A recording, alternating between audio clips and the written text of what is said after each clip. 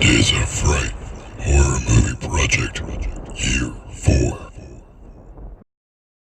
Welcome to the Two-Ton Nerds. As always, my name is Max James. It's October 1st, 2015, and it's day 1 of the 31 Days of Fright Horror Movie Project, Year 4.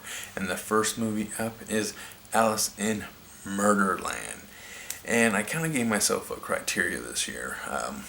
There's a big chunk of the movies that I have chosen not to research beforehand, like watching trailers or watching synopsis or reading synopsis. I'm just going strictly on box art, which is going to be extremely fun. And this is the first attempt at this, and it was a good success to a point. And I have a lot to cover about this movie, so I'm just going to jump right into telling you what you need to know about this movie. And first up is the plot. The plot of the movie is essentially this woman who is looking for a house for her and her daughter and her husband, and she's looking around this place, and she ends up getting killed. And then it flash forwards 20 years later, and very little is known about what happened, and the killer is still on the loose. And so it cuts to the main girl of the movie, who is the daughter of the mom who was killed earlier in the movie.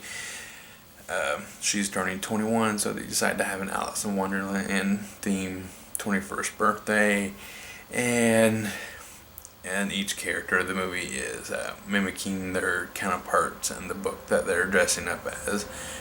Tweedledee and Tweedledum are the ditzy and dumb blonde, and you got the Cheshire Cat, big grin, and she's constantly disappearing.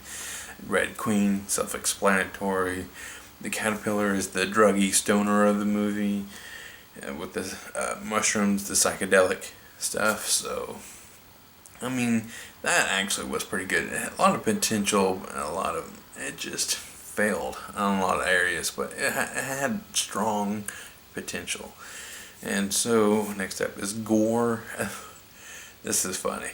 The gore in the movie is pretty funny because it's done practical, but it's done terribly practical, because you don't see really the knife like into the skin. You just kind of you see them kind of like stab into the screen, and it cuts to the person, and they're just covered in blood, or their intestines are hanging out or whatever. It's funny. That's what it is.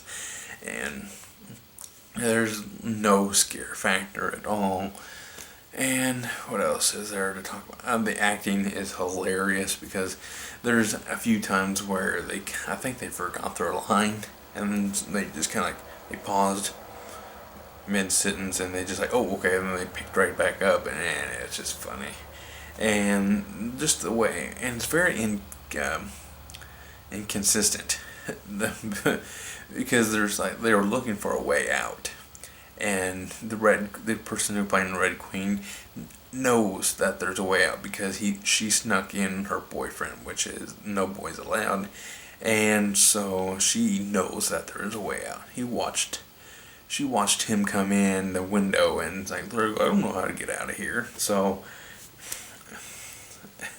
she could have saved a lot of lives if she just paid attention and whatever. So that's really about it. It's a fun movie, and I want to tell you my rating scale.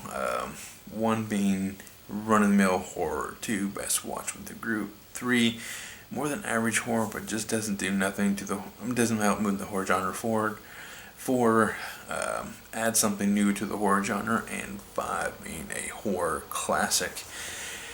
And Alice in Murderland is a 2. It is definitely best watched with a group, just because there's just a lot in this movie that needs to just sit with your friends and just point out all the flaws in this movie. It's just fun, and I read that it has a cult following, so that's cool.